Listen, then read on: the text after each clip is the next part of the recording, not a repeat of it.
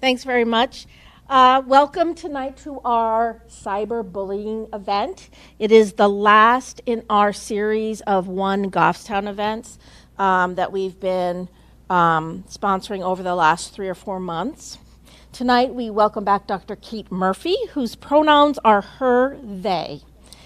Dr. Kate Murphy received her master's degree in mental health counseling in 2008 from Johnson State College, now Vermont State University, Johnson, and subsequently has worked as a master's level clinician since 2008 with adults, adolescents, children, and couples.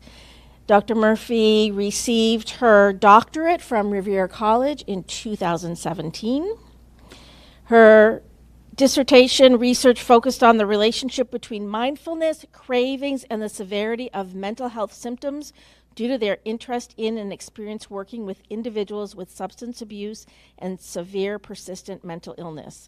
They also have additional research interests in disabilities, social justice, and school-based interventions for students with emotional difficulties.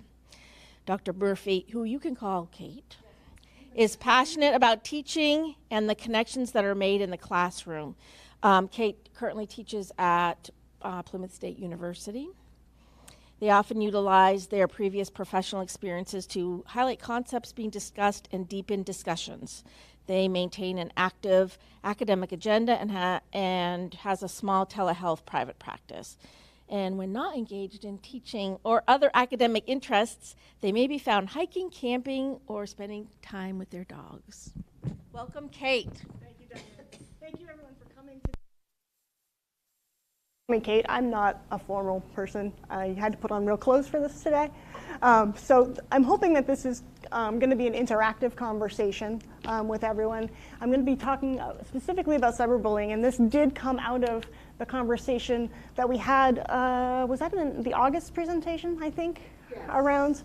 Around bullying. So I want to give a quick recap so everyone has the same language around what bullying is. It is any unwanted aggressive behavior that involves an imbalance of power, whether perceived or actual. And one of the challenges here is that with cyberbullying, it has gone beyond the physical strength or it really involves usually access to embarrassing information or status. And this can evolve particularly as the bullies gain more information about their intended victims. All right, so it's important for us to also understand the roles that we as individuals play in the bullying dynamic. Because first, there's the person who engages in the bullying behavior, there's the target of the behavior, there's also those who assist and those who reinforce, those who see it happening but do nothing, and then those who actually speak up. So I'm a big Harry Potter nerd. How many of you guys are familiar with the character Draco? And then there's Crabbe and Goyle. Those guys, those are the guys who insist and reinforce. Right, so there's these dynamics that come up. And we have to also understand why people decide to be bullies, because we have to understand in many ways the psyche that's involved in this type of behavior. Usually it's because the bully themselves is not feeling secure in their environment, and it's a way for them to assert control or assert a sense of power, okay? So this can include things like peer relationships, maybe their own family dynamics, their emotional and mental health, and potentially vocational or academic occupational roles. So who is at risk? Like, who are the people that we need to be paying the most attention to as individuals? Anyone, first of all, who is perceived to be different than their peers or the norm. They are often seen as maybe weak or unable to defend themselves, and they tend to have a lower self-esteem. So they're already a little bit weaker in the target area, and they're often less popular than other individuals. Individuals who bully tend to be very well connected, or they create that sense of connection, or they're isolated and struggling to find a sense of community in themselves, and they're using that bullying behavior as a way of creating that sense. They often have a negative view of others, and they tend to also associate with people who bully. It helps them to sort of normalize this behavior and create, again, that sense of community around it. Are we able to turn down the air conditioner? I can see that people are cold. Okay. Like, I'm wearing a jacket and pants and my hands are cold, so I can see it's a little cold. All right. So we understand who tends to be bullied and then the individuals who are more likely to engage in that type of behavior. One of the challenges with cyberbullying specifically is that it takes place digitally, okay? It includes things like sending texts, posts, lots of comments, or mean content. And what makes it unique, and unlike the bullying that many of, well, maybe not many of us, but some of us may have experienced in childhood, you know, like when I was bullied as a kid, I could go home, and the bully stayed at school, right? Or, you know, there was the bully in the neighborhood, but then, you know, mom or dad or whoever, you could just stay away from them. That's not the case with cyberbullying, okay? This type of content is pervasive, it's in your face.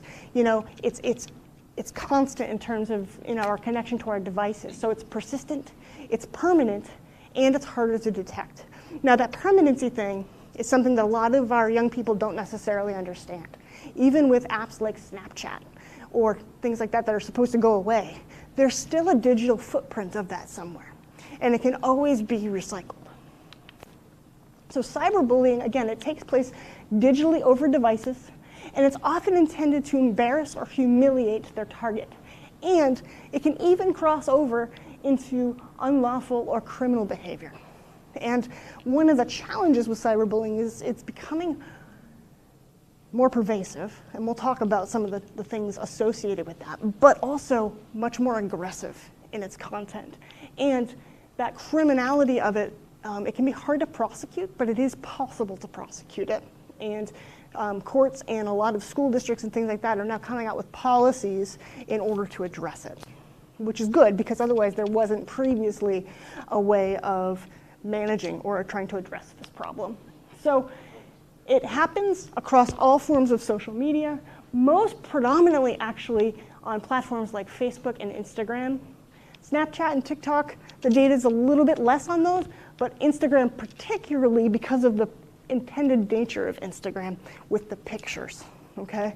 Because it can also happen though through texting, any sort of messaging apps, online forums. It can even happen through email and online gaming communities. We're seeing it actually quite a bit. Like a lot of the kids like to play that game, Fortnite. And any of those games that they're able to talk to each other through the game, there could be bullying that's happening in those dialogues and in those conversations. Again, one of the challenges with that is you've got your headset on, nobody can hear what the other person is saying, right? So I'm going to skip this link because I'm afraid it's not going to open correctly. So, but take a look at this YouTube video at some point.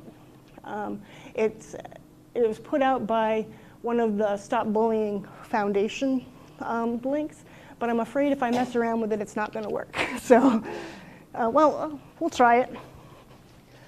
Hold on one second. Oh, is that? Nope, see it opened. Hold on. You'll be able to hear it. Cyberbullying happens when someone posts or shares harmful or mean content about someone else on the internet, social media, apps, texts, video games, or digital devices. Yeah. Take this example. Maddie took a screenshot of her classmate Shonda's photo from social media. She then used an app to make Shonda look like a monster in the photo and added some insulting words. After sharing it in a group text, some classmates replied with hurtful, mean comments about Shonda. Others laughed and shared it with others. Is it cyberbullying? Sorry. Yes.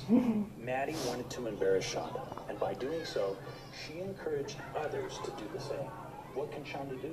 Take screenshots of the cyberbullying. It's painful, but Shonda needs to document what happened in case it happens again. Shonda can also block the group texts. She should tell what happened to an adult she trusts. Together, they may want to report what happened to the school. How about this one?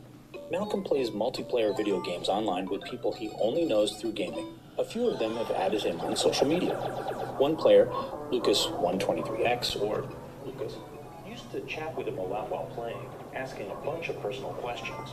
Malcolm answered and didn't think much about it. But one day, Lucas posted all kinds of personal information about Malcolm on social media, mixed in with lies and comments about his ethnicity and gaming skills. Is it cyberbullying? Yes. Lucas was trying to harm Malcolm and his reputation. What can Malcolm do? He can take screenshots of the posts and block Lucas on social media. What Lucas did may have also violated the rules of the social media site and the gaming platform. Malcolm should report Lucas's behavior to the sites. He can also avoid a game if he knows Lucas is one of the players. Malcolm can tell an adult about what happened. Together, they can help determine if they should report it to the police. And remember, never give out personal information to strangers. Here's another one. Jaden and his friend Dylan were having fun, kidding around after school. Jaden took photos and posted them online. One photo showed Dylan making a weird face, which they both found funny, but other kids who saw it started posting mean comments about Dylan's face in the photo. Dylan was upset by the photo and the comments. Is it cyberbullying? No. If Jaden didn't mean any harm and he's willing to delete the photo, it is not cyberbullying. If Jaden doesn't delete the photo after seeing the negative comments being posted about his friend Dylan, he could be contributing to cyberbullying, though. What can Dylan do? He can ask Jaden to remove the post and, in the future, to ask permission before sharing photos of him. If Jaden is a friend, he'll respect Dylan's request, apologize, and delete the photo.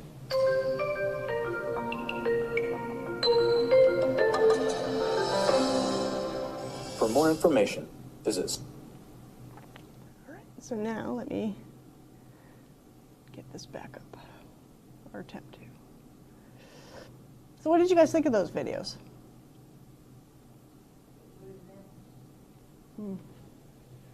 What did you think of the one that wasn't cyberbullying? What was your first thought? Did you think it was? Yeah. It was tiptoeing. What made it tiptoe, do you think? That was a friend. That it was a friend? Yep. Notice, though, that it was the intent. That's what made it different. The fact that the friend didn't mean for that to happen and took steps to correct it once he realized what was happening. That is one of the biggest pieces, is that intention, right, and the motivation behind it. Couldn't those other people, once they have that image, keep it up? They could, and then that would be cyberbullying. That was a great point, right? So yes, the friend, I think his name was Dylan. So Dylan posted it thinking it was funny, they both thought it was funny, and then the other kids were bullying, right? But his intention of putting the picture up was not to cause harm. So that's the difference. Were the other kids bullying, potentially? Yes. But the person who actually posted the picture, that was not his intention. So it's important for us to understand how big of a problem cyberbullying really is. Nearly 50% of US teens have experienced some sort of harassment or bullying within the last 12 months. And it's most often about their parents. Remember I mentioned earlier about Instagram being one of the primary driving sources, because the purpose of Instagram is pictures, right? That's where people are posting most of these things. So, and there's also a lot of overlap. So there's, 46% have said that they've experienced at least some form of cyberbullying listed, and most often it's involving offensive name calling, false rumors, or things like receiving explicit images they didn't ask for. So there's a lot happening. And one of the challenges is we're all walking around with one of these, right? And then I could just airdrop it to you if you also have a phone, right? So it's very easy to pass this information back and forth, which also adds to the complexity of the problem. Because let's say I airdropped it to you, I deleted it off my device, now I'm clean, right? I don't have it anymore, but somebody else has it, and now they can continue to perpetuate it. Oh, there we go. Now, 95% of teens in the US are online at some point, right? I mean, because I mean, we've got kids, like little kids that are on the internet too, on YouTube and things like that, and they're being exposed to this content. 23% of students report that they've said or done something mean or cruel to another person online, or that they've then experienced it back from that same person. Half of LGBTQ individuals have experienced some type of online harassment for their experiences. That is more than most or non-LGBT individuals. Individuals who experience cyberbullying are at greater risk for suicidality and self-injurious behavior. And only 1 in 10 teens feel comfortable going to an adult and saying something about it. So that's a problem too. However, 4 out of 5 teens say if there was a way for them to intervene anonymously, they would. So that's interesting, right? 4 out of 5 kids say, if I could speak up, so going back to that bystander, without being called out for it, without my name being attached to it, I would do it. But they're afraid. They're afraid to speak up because they're afraid of the retaliation. They're afraid that if they speak out, that the bully's then going to turn on them. So they don't. They allow it to continue to happen. Statistically, older teenage girls are more impacted by cyberbullying than other populations, predominantly individuals of color, too. So this is also a racial issue. Though we don't necessarily want to say that, or acknowledge that, I should say. I'm gonna say it. There's a huge problem with particularly Black and Hispanic older teenage girls. So, have you guys ever heard of these terms? What do we think cyber flashing is? Carolyn's like, I don't want to know. Cyber flashing is, to be crude, things like dick pics. I teach a practicum class, and one of my students was sharing that in the first week of school, within the first 5 days, some of the freshman boys had been sharing pictures of themselves, of their own genitalia amongst themselves. And school found out. And the school resource officer got involved. Parents had to leave work. It was a thing. And did you guys know that as parents, you could be held liable and responsible if your children are distributing this type of content? Because technically, it's distribution of child pornography. Yeah, it's a thing. It's an adult. Like 18 is an adult. Call. Yeah? So say more about that. This is for minors, children under the age. So we're talking about minors. Well, for this particular one, that you as a parent could be held responsible if it's your minor child. But you open a whole other can of worms with 18-year-olds sending pictures to maybe some of their non-18-year-old friends, right? Or vice versa. If that 18-year-old now has pictures on their phone of their 16-year-old girlfriend, that's possession of child pornography. But teenage couples, because I was working in a high school for a number of years, they're doing this all the time. They don't understand the consequences of it. And that's one of the things that we really need to work to educate our kids on, is the potential risks associated with some of this behavior. Because also, again, it doesn't go away. So it becomes really problematic. So revenge porn. And by the way, these statistics here, so cyber flashing, so the 22% is those over the age of 14 to 18, versus like 12 to 14. So it's happening much older age. Same here with revenge porn. So this is, I gave you a picture while we were together, and now we're not together. and you're sharing out my picture, or you're posting my picture in places that I didn't want it. Again, that's distribution, but they don't see that. They don't understand the potential implications. The average age of a child being exposed to pornographic material online is 10 years old. 10. So think about that. If you are you parents? Okay. So imagine you've got kiddos who are, how old's Oliver now? Oh, he's 10. He's 10. Right. So imagine Oliver. We'll put him a little older. We'll say next year. Okay. He and one of his buddies are downstairs on the iPads, and Oliver says, "Hey, look at this." And then Johnny goes home and tells mom or dad. Allison and Brandon are on the hook. So this is also why we have to monitor what our kids are doing online, because we have to have these conversations with them so they can understand. You're like stressing them back there. Take all those screens away. There's actually a website, I should have put it in the resources. It's called Not Until 8, because there's a huge push. It's not getting any traction, unfortunately, for children to not have smart devices until they're in the 8th grade, at least.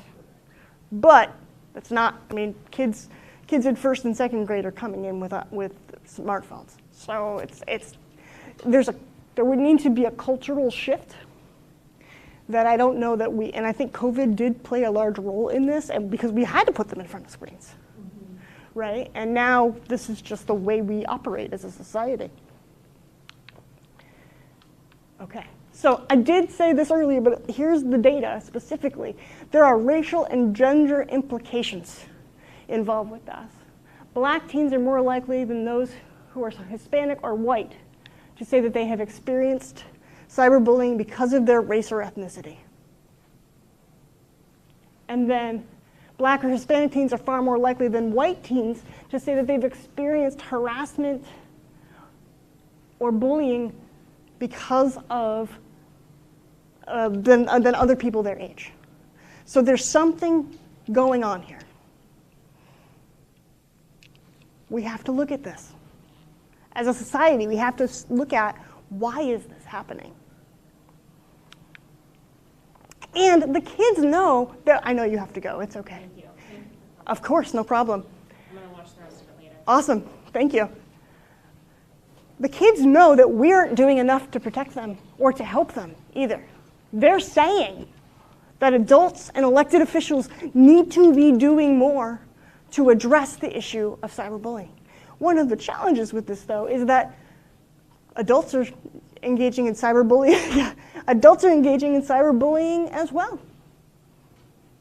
Former President Trump was banned from social media for a period of time because of this type of behavior. So it's being modeled at the highest levels of our government.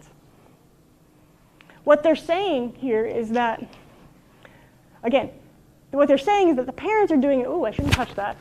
Okay, don't touch it. Right? They're doing a good job for the most part. 66% say. But look at elected officials. Only 18% of kids polled said that they were doing enough.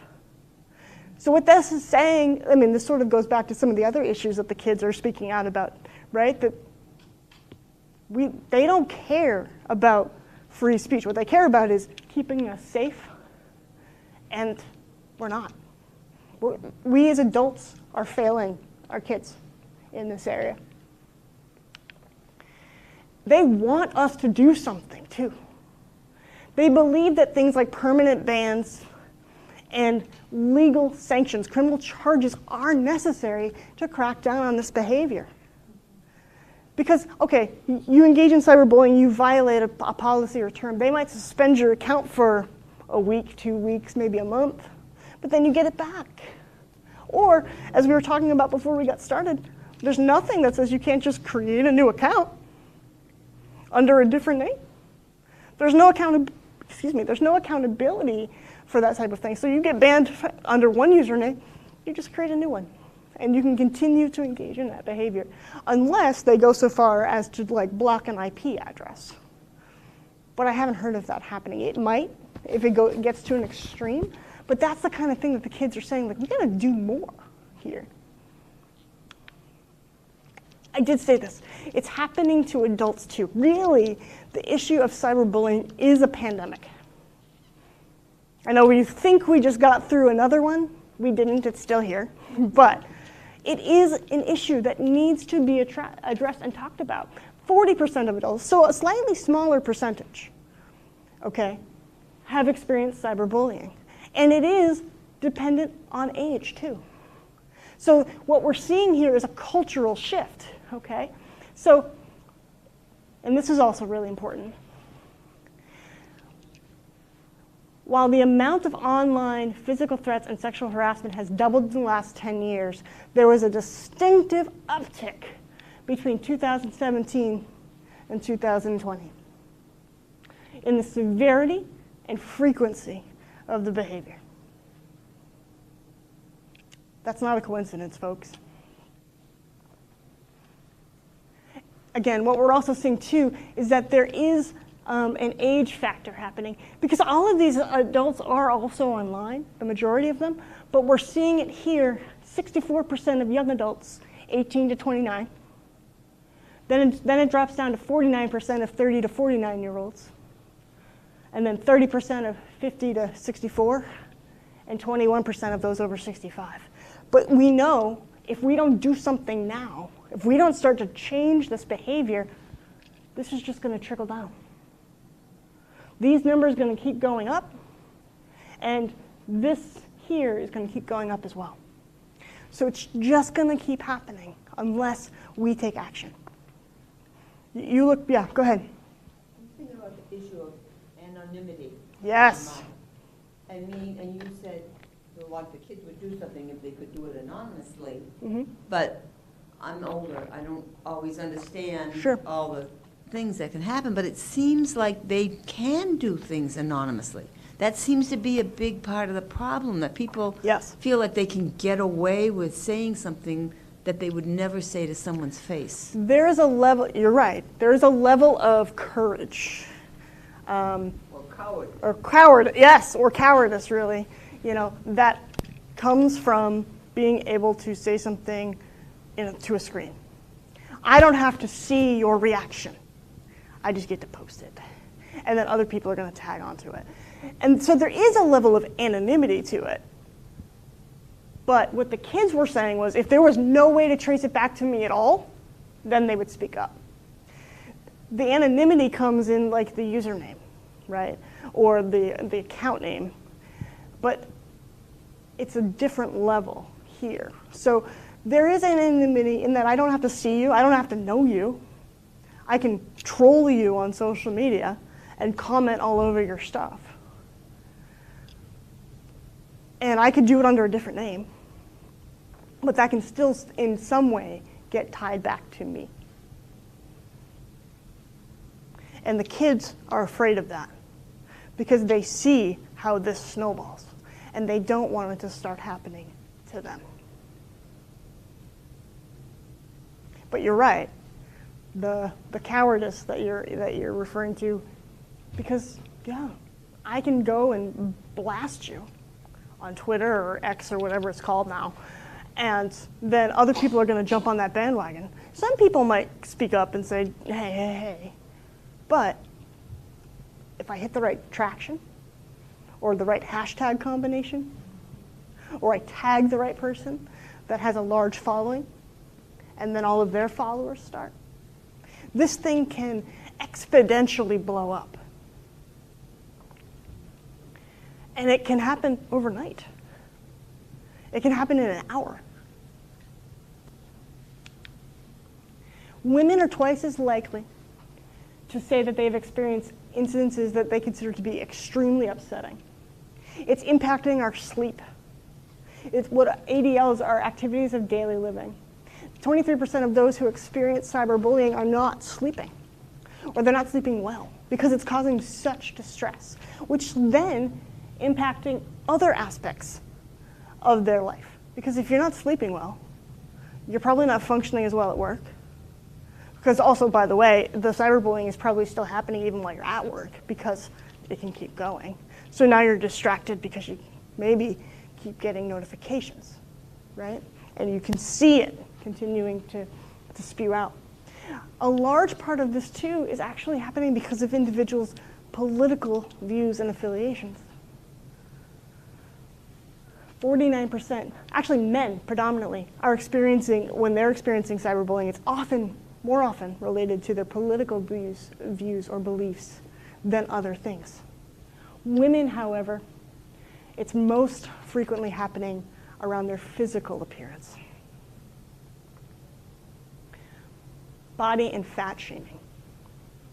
So again, go back to it's happening predominantly around pictures on things like Instagram. Are you thinking or you want to say something? Okay. So, and then it's happening from physical appearance, gender, ethnicity, religion. So this is a bias problem.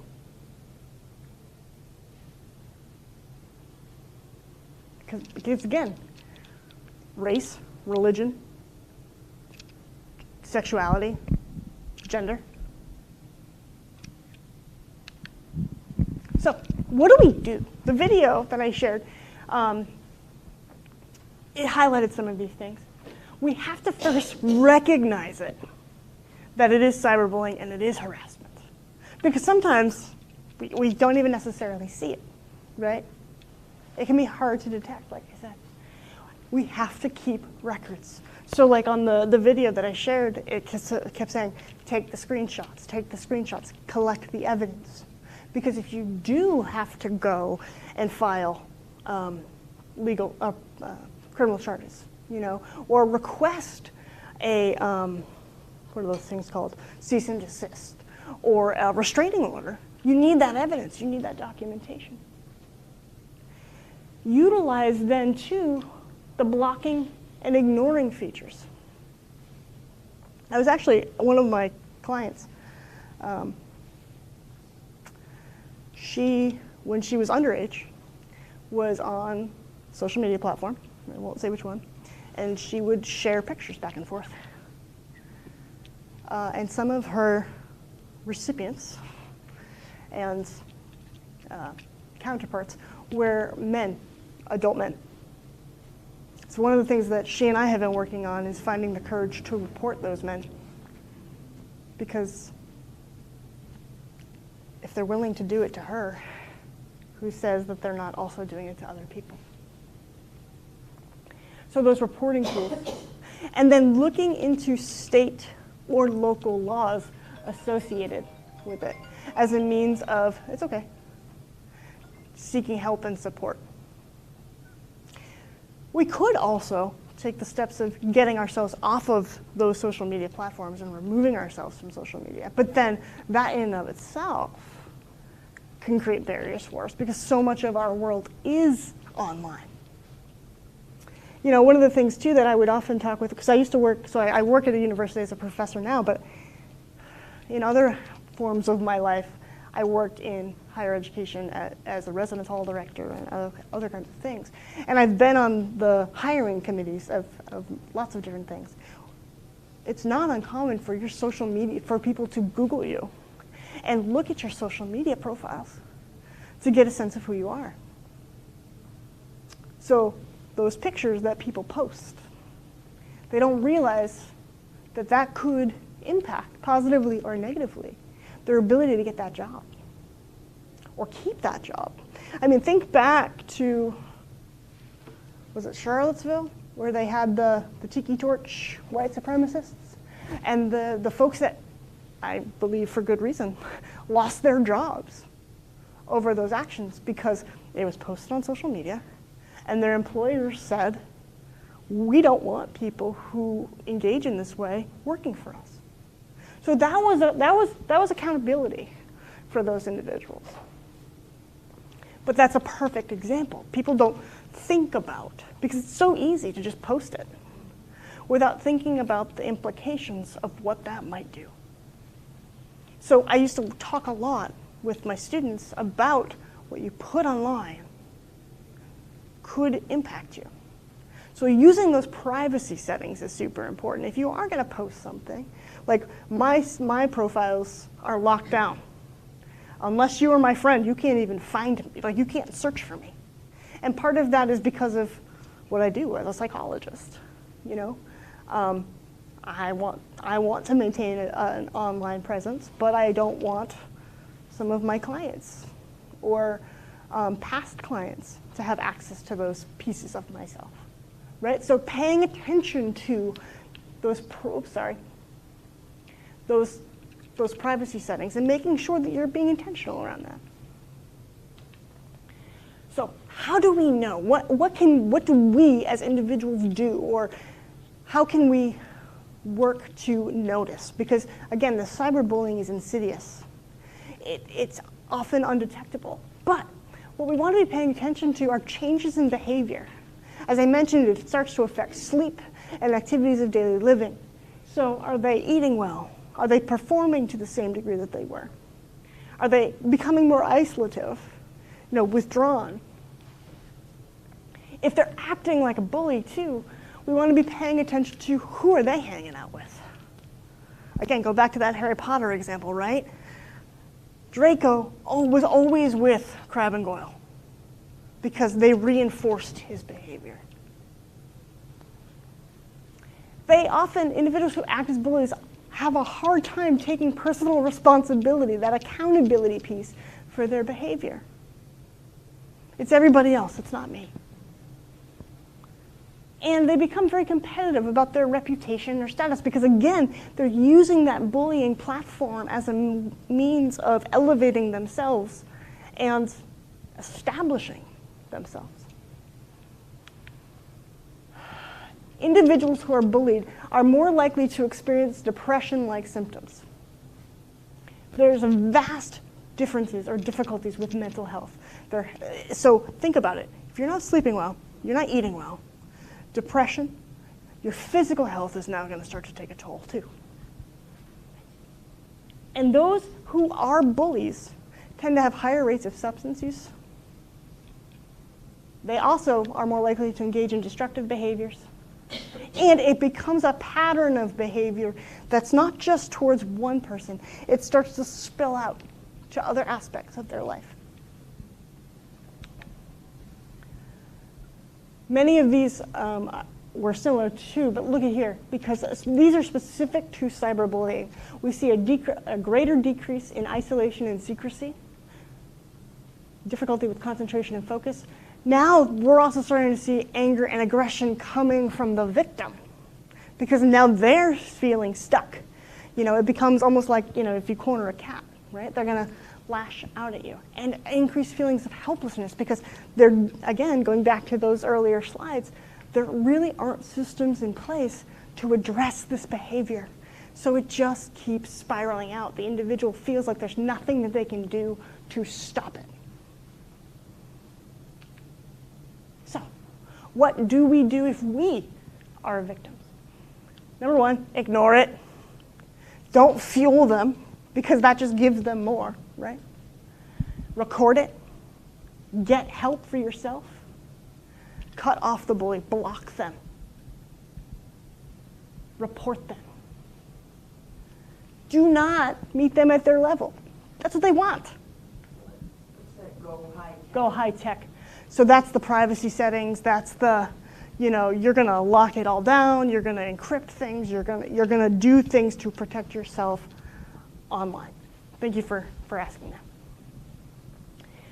We also don't want to be forwarding their bullying content, because then that actually can perpetuate and give them more.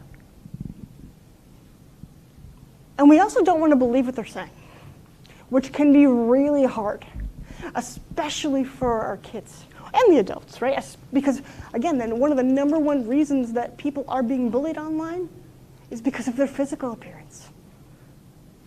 So that can be really hard to not believe or to not take personally, right? Because, again, and that also starts to affect the individual's mental health. How do we prevent it? The privacy settings, number 1. Don't let them in. If they can't get to you, they can't bully you. Think before you post yourself, right? Is what I'm about to post food for them, for lack of a better term? Is it going to give them something? And then keep it personal, right? We don't need to put our entire life out on social media. Because the other thing that happens, there's actually lots of research on this, that individuals, and it's not totally clear if it's causal or correlational. So if it's because of the social media or in conjunction with the social media, individuals who spend more time on social media experience higher levels of depression. We haven't figured out yet if it's because of what they're seeing or it's an escapism for them. But that is something that we've been documenting in the field. And because also think about it, what do we put on social media? Venting, right? It's either the best or the worst, right? We don't put the mundane, although I do post like food prep pictures, but or my dogs, right? But we're not putting, I just had an okay day today. We're venting, or we're being like, look at this great vacation I was just on. So that comparison, that's where we're not sure if that's increasing the depression or if that's just reinforcing the depression. We don't know yet. We also need to think bigger about cyberbullying and its implications. We need to know what it is. So the fact that all of you are here today, whether you're online watching or you're here with us in the room, educating ourselves about what it is and its reach is one of the first steps. Not the only step, but it's one of the first steps that we can do to try to change this pattern. Because we also need to be educating others about it. So Diane and the Goffstown Library, thank you for putting on this presentation because this is super important. People have to understand what this is and what they can do about it. And we also have to speak out about it. We have to start advocating for changes in policy and legislation. Because the kids are right. It's the only way it's going to stop. Is if we do something about it. Now, this is important too. How do we talk to our kids about it? Part of this is being present and engaging with them, knowing what their online activity involves. And for God's sakes, put the parent controls on this stuff. Like, that's a huge piece. Talk to them about their online activity. Know what sites they're using, what apps they're using. There are so many apps. I don't even know what half of them are. Because I have kids in my private practice too, and they'll be talking to me about some other thing. I'm like, what is that? And they're like, oh, it's this. Or it's a new version of this thing. Oh, okay. We also need to know who they're talking to. When I was working at an elementary school, one of my kiddos, he was 7, he liked to play, he played Fortnite, which was not appropriate for a 7-year-old. Minecraft? No, he was playing Fortnite. Oh, he was. And he's 7. And he would be trash talking with adults because the parents weren't paying attention. And I remember one day saying to him, buddy, you don't tell anybody where you live, do you? Because this little guy didn't have, fortunately he didn't, right? But he would say that he lived in New Hampshire or he lived in the small town that I was working in. So that did narrow it down. So the kids don't even have the sense of safety or recognition. Well, they're trusting too. Exactly, they're trusting, right? And they don't always know, because here's the other piece of this. We don't always know that it is another kid. It could be an adult pretending to be a kid. A 7-year-old shouldn't be talking to anyone they don't know. I know. I agree with you. Trust me, like, oh boy. But this is one of the challenges. I don't necessarily know that his parents knew that he was doing this. Because he would go downstairs in the basement, right? And mom or dad would be upstairs making dinner or whatever. So that's the other piece of it, is that there's difficulty with monitoring. We also need to set age-appropriate limits and expectations. So again, those parent controls. One of the challenges, though, that I saw a lot when I was working at the elementary school was, the kids would be playing Grand Theft Auto, for example. Grand Theft Auto, by the way, is banned in Australia because of its violence. But they would be playing it with mom or dad. Mom or dad wants to play it. Yes. Or it's okay because they're with mom and dad. But one of the challenges to this is that developmentally, the children don't know how to process that violence. So we're also seeing, increases in violence in kids, but we don't want to make that connection. There's also the disconnect, because what happens in a video game when you die? You come back, right? You just reboot. I know that language. I've talked about that for years. They don't necessarily understand that that's not how it actually works. Because you can't just reboot. So we have to talk to them about what they're doing, who they're with, and set limits around what type, how long. And yes, there could be some negotiation, but really, we have to look at all these games. A lot of them have age limits, or not limits, but mature audiences only or whatever. There's a reason that they put those on. So we really got to be thinking about that and thinking about the developmental capacity of the child. And just because their friends are playing it, does that mean that they should be playing it? Or the older sibling is playing it? Should they be able to play with them? Reserve your right to know what they're doing. And tie it back to family values.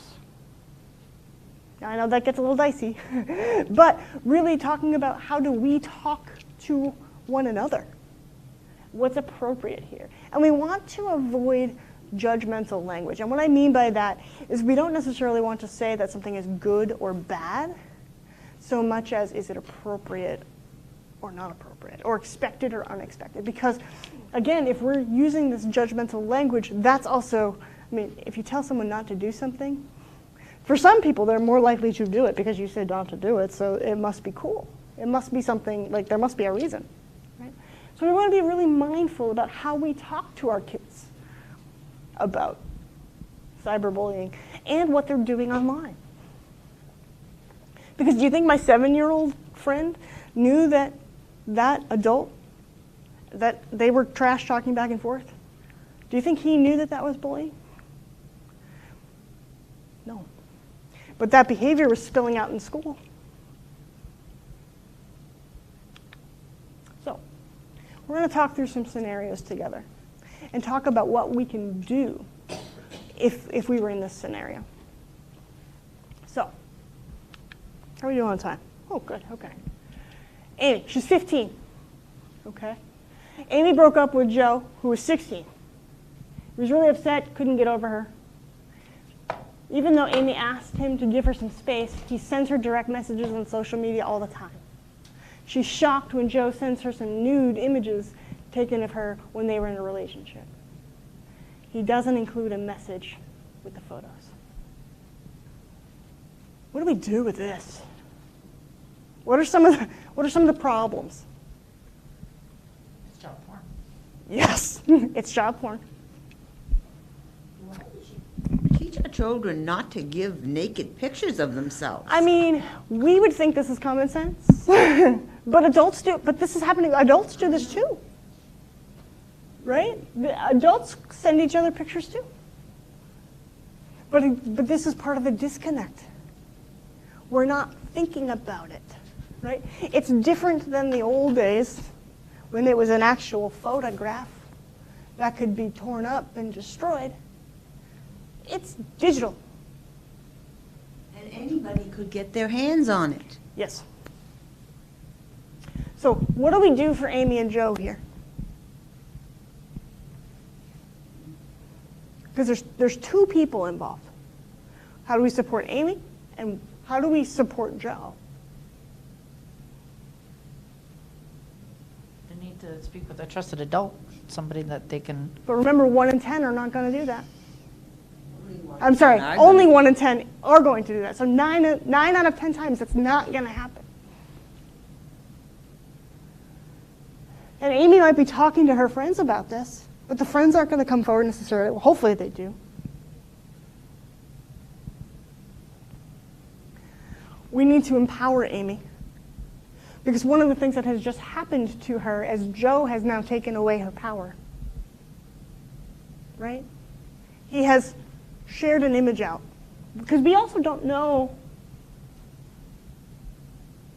who else he might have shared that with. Hopefully no one. But we also need to get Joe some support. Because he's not processing the breakup appropriately. He's not understanding the boundaries that Amy is trying to set. By continuing to slide into her DMs, direct messages. One of the things that she can do is block Joe. And yes, hopefully find a trusted adult. If she blocks him, he might share that picture with everybody. Well, and that's one of the reasons that we also need to get Joe some support too. We need Joe to understand that what he's doing is illegal. Right? So there's a lot here. Okay, what about this one? They've been sharing videos of his cake creations on his parents' YouTube channel. This happens all the time. My niece does this. She makes stuff and or she does dance moves. It would be safe because YouTube doesn't allow comments on videos featuring kids under 13. However, some kids in his class posted links to his video in a Google Doc and are making mean comments about it. So the kids were smart enough to remove it from the thing that they couldn't comment on. And they found a workaround. This little guy's only 7 years old, and he's making cakes. It does seem like a good thing, and I can understand why the parents thought it was okay. So what do we do?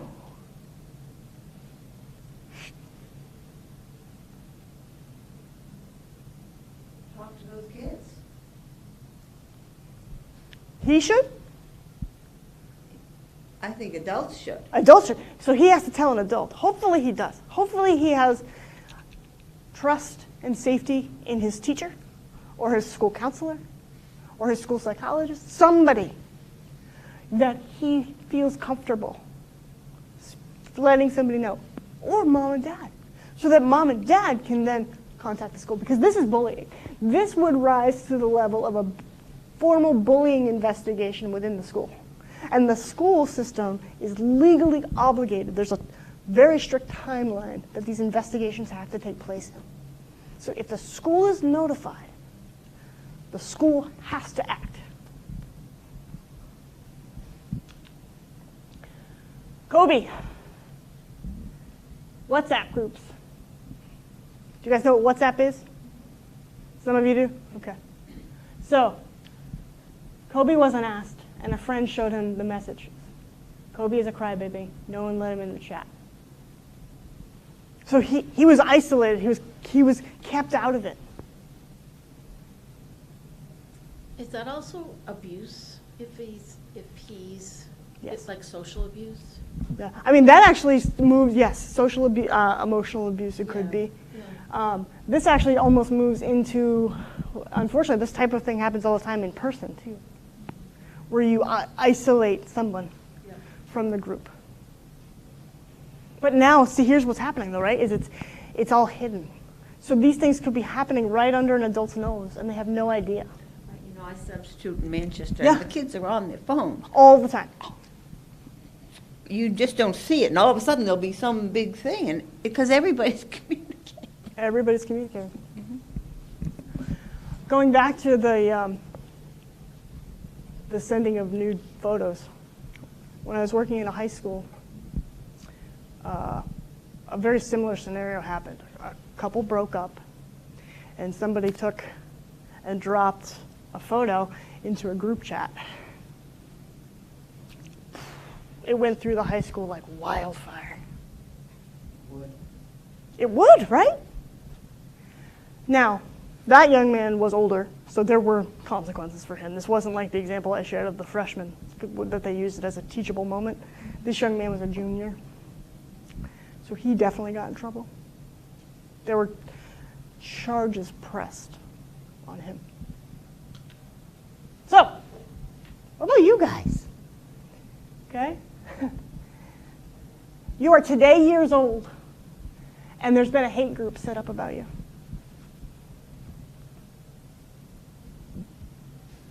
This is happening to people all the time. What do we do about it? What will you do? What steps can you take? How would it make you feel? I would not want to be a high school kid today. I don't even like to be an adult sometimes. But I can't imagine growing up today. And that is all going to always be there. Oh, you know, you do silly things when you're young, but you don't have to carry them. Proof now. There's proof now. Oh, my goodness. Yeah. How do we make this stop? What steps do you take? Make sure you're checking yourself to make sure you're not contributing, even if you weren't necessarily thinking that you're contributing. Yep. Are there things that you've said or you've done that were unkind or demonstrating a bias, right? Aren't we allowed to have some biases in our life?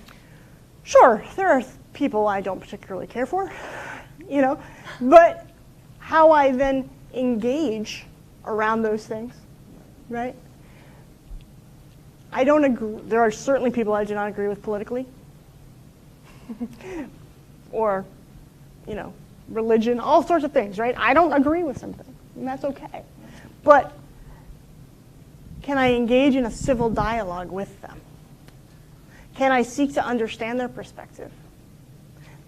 We've lost that as a society. We've lost the ability, in my opinion, to engage in civil discourse. It's all or nothing. What about this one? Whoops. But I don't think it's everybody. No, it's not. It's the bullies being allowed to I think my thing died. proliferate. So we'll do this.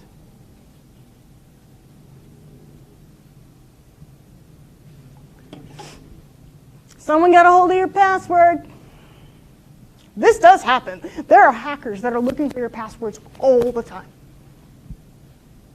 And they're giving a bad impression of you to your friends. Because they're posting under your account. I have a friend, this is legitimate. I have a friend whose Facebook account got hacked. And someone hacked it and posted that she and her husband were getting divorced, and she was selling off all this stuff. It wasn't even her stuff, but somebody. So I reached out to a mutual friend, and I was like, hey, are they okay? Like, what's going on? And no, she'd been hacked. So this happens all the time. She had to create a new account, and her husband had to get on to you and say, no, we're actually good. Please keep reporting this person. Keep reporting this account.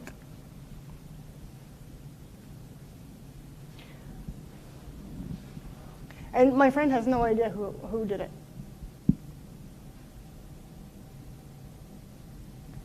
So, what do we do? What steps can we as a society take? As Goffstown, as New Hampshire residents? How can we change this? What do you guys think?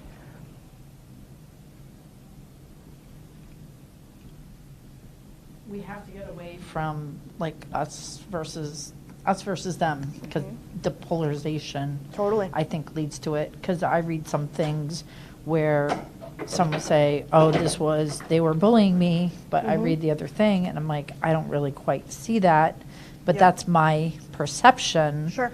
So what my mental space is and perception might be different than the somebody else reading that. Yep. They're interpreting the same words differently. Yes. So some of it goes back to, from what it sounds like, education and awareness. But also, if the person is feeling attacked, is feeling bullied, we want to validate that feeling. Don't we? What do you guys think? So yes, sometimes it is perception, but perception is reality for that person. I think too, we want to lift up the person that's being bullied if we witness it. Yes, we have to start. We have to stop being bystanders and start speaking out, because that's the only way that this culture is going to stop. We have a culture that always wants an adrenaline rush, whether it's emotional or, a physical, and whatever it is. We do everything to this, it has to be to the nth degree, and people don't think about the feeling. When they're not feeling that, they're feeling down. So they just want that again and again. That dopamine. It's like dopamine, yeah, but it's on negativity. It becomes a very negative cycle. You know, it's like an addiction. Yeah, it is. And screen addiction is very real. There are many books and articles out there around the impact of screen addiction. We're actually studying it in the field in terms of smartphone usage during breastfeeding or feedings, and the impact on attachment for the children. Because think about it, right? We're used to doing this, and that's connection. That's connecting with the mirror neurons of the baby, mirror neurons of the adult or the caregiver. But now we're doing this. What is that going to do? Or what is that doing? Could that be part of, Carolyn's like, oh, perking up. Could that be part of the problem? It's isolating. We're the most connected, but isolated we have ever been in society. We give the perception of connection, but we're lacking true, meaningful connection. You know, you talked about the mundane being left out. And this connects to that one with the baby, that something that I saw. They make Pampers, or those, the fake diapers. Yeah. And you don't have to change the baby all day. It can hold the whole day. But to me, those kinds of connecting, when you're changing your baby and talking to them and teaching them and loving them, they matter. It does matter. It's that connecting. That's what the gentle connections, the soft touch, instead of this powerful rush kind of stuff that we're all into. Well, and if you think about, too, the opportunity, that was one, if there was one benefit of COVID, it was that families were home together. There were more parents able to be present with their kids. More people were outside playing because everyone was getting cooped up and, cabin fever. So they were outside playing they were outside playing games. We don't have that. I always notice, part of my job is to notice, right? When you go out to dinner and the family's on the devices. Everybody's on the device. You don't talk. We don't engage. You just stick a tablet. And if you look at the types of things that our young people are watching, it's all very fast-paced, right? What is that doing to attention and concentration? You know what? This is the thing that, again, it goes back. It's not just what's happening right now. Sesame Street, which I loved with my kids, we watched it, but that was the beginning of that bang, bang, move on. bang, bang, move on. Like Lassie, that kind of show so kids can't even watch that. It doesn't have the pump for them. Right. But- So we're perpetuating this, right? So no wonder our kids are struggling to maintain attention in class, because they're being conditioned otherwise. Slightly off the topic, but with this, but it's connected, because we're also becoming desensitized. I think desensitized to it. Using that language, kill, kill, kill in games. Kill. That's horrible. And then the reality of that when kids experience, which they do in our culture, deaths of friends and everything, there's like a disconnect, between the language and the reality. So what do we do? I know, it's like, we're not going to fix it in the next 15 minutes, I know. But these are the types of things that we need to start thinking about. These are the types of conversations, right? And we need to educate our children Yes. and our adults. Yeah. This is eye-opening. What about the people who don't want to listen Right. and are cyberbullying and just kind of, Well, and shut that's a great question, Caroline, is what do we do about those folks, right? The folks who don't see it as a problem. Well, the kids are saying, we know it's a problem and y'all need to do something about it. So we need to start listening to our kids. Those of us that recognize it, that see it, need to start banding together. We need to start advocating. We need to start peppering our politicians with, you have to do something. Those kids are coming of age, and they're doing some of that. They are, of course they are. I mean, think about, it's very prevalent now with the school shootings, right? The kids are saying, come on, they're walking out of schools. Thinking about I forgot his name, David Koch. Yeah, right? He's become a huge advocate against gun violence in schools. So they're coming of age and they're saying, you guys dropped the ball, so we're picking it up. But they shouldn't have to. How did we get to a place where kids are killing kids? Well- it's just. But also, what we also find out is that not always, but oftentimes, this has been a factor. This has been one of the things that led to that. So if we had known or had a way to intervene, could we have stopped that? There are real life implications to the fact that we are not doing enough around cyberbullying. There was a young girl who was prosecuted. She was found guilty, actually. She cyberbullied her boyfriend, or someone, I think it was her boyfriend, into saying he should just kill himself. And then he did. That was a Yeah. And then he did. And she was held accountable, as I believe she should have done. I didn't remember that part of the detail, right? But these are the this is where we as a society need to start holding these bullies more accountable, and permanent bans.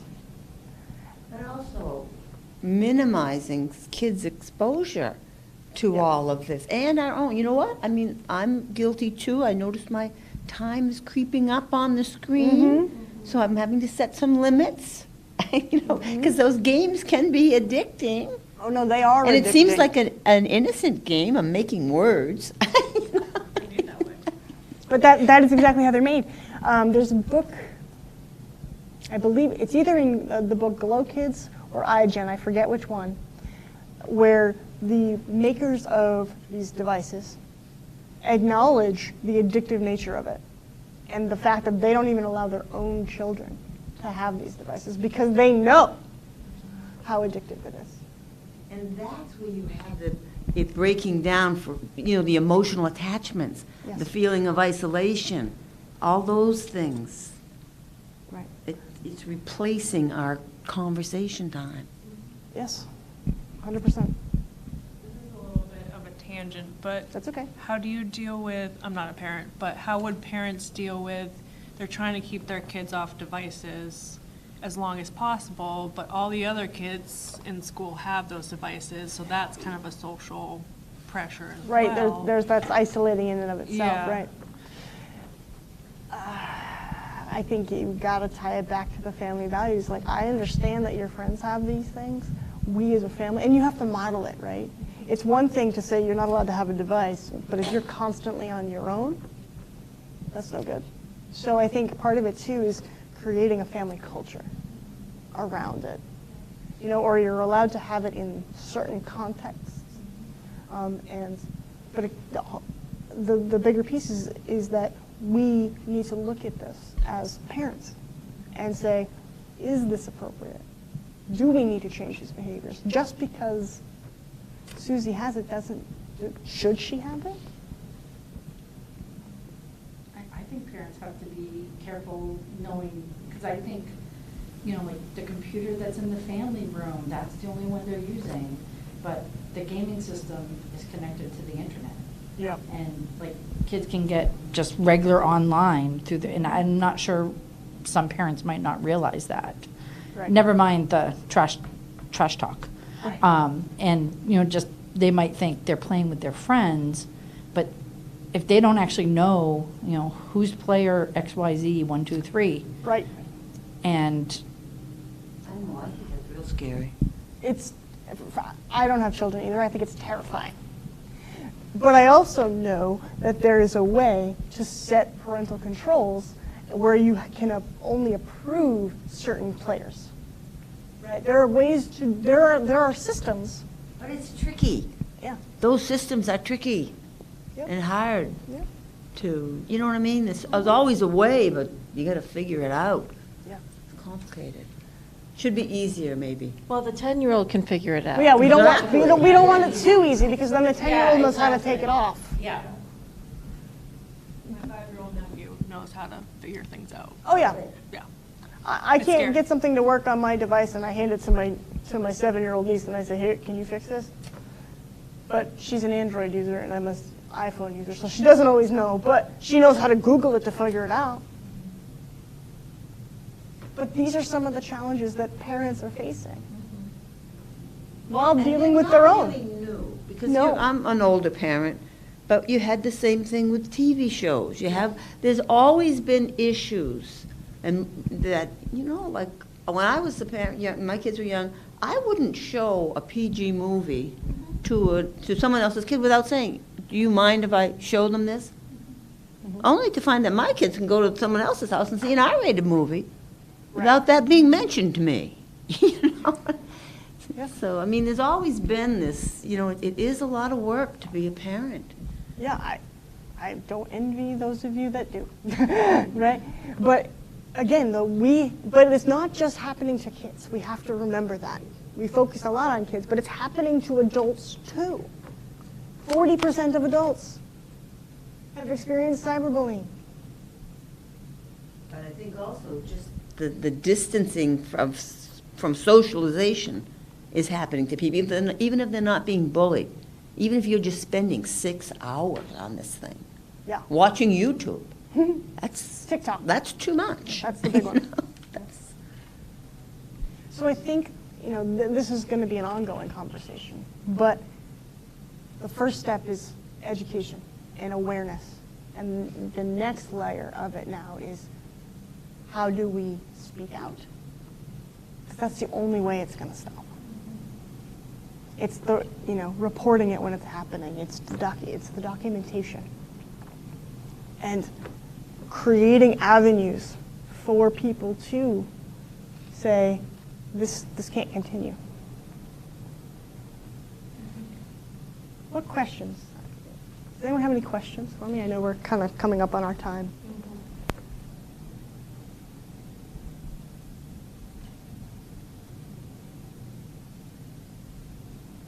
It's okay if not.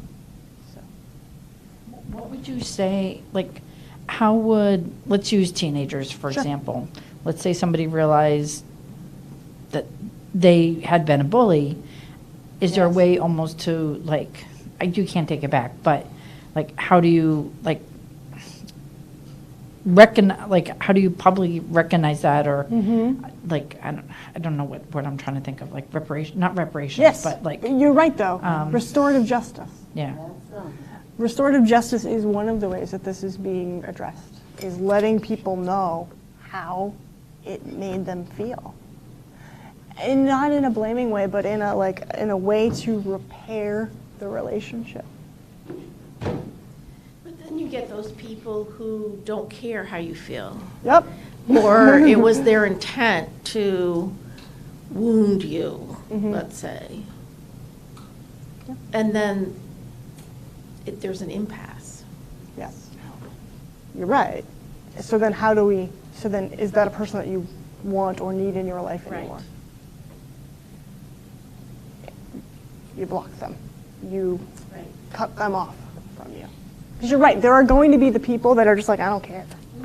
I stand by what I did. I stand by what I said. That says a lot about them. If they're not able, because again, we talked about it in the slides, oftentimes these individuals are not able to take that personal accountability. They're not able to see, or they don't want to see. So we remove them. We make it so that they can no longer access us.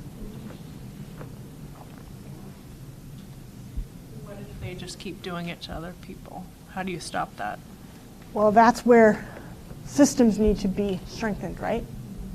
People need to know about state and federal laws, or there frankly needs to be laws so that there can be ways around this. Or not around it, there can be ways to address it. The consequences of it. Because if all you get, like I mentioned earlier, is the slap on the hand, or the ability to just make a new account,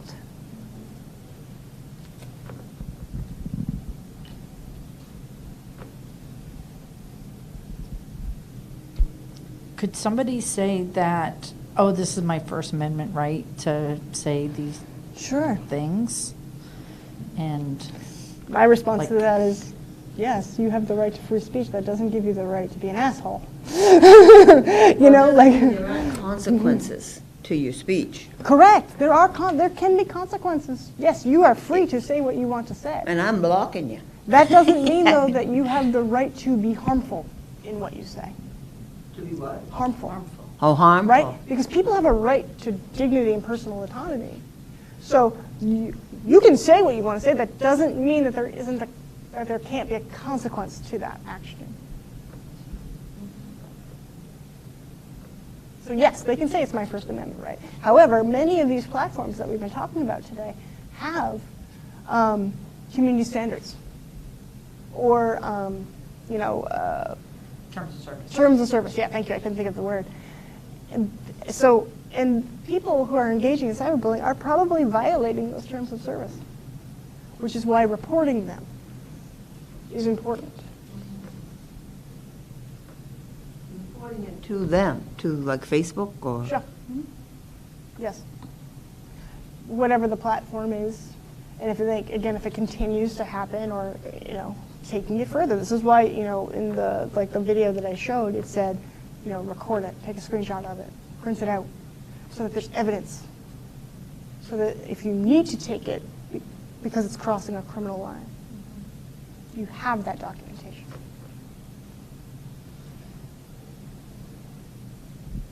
Anything else? I think we're just about out of time. So thank you all so much for coming. I appreciate, of course, I appreciate spending time with you this evening. Thank you, Kate. Everyone at home, the video will be posted if you'd like to take a look at this later, and we'll send the slides out to those people that we have email addresses for. Thanks so much, Kate. I Of really course. appreciate it. Thank you for having me, Diane. All right. You're welcome. Bye-bye. Good night, everyone.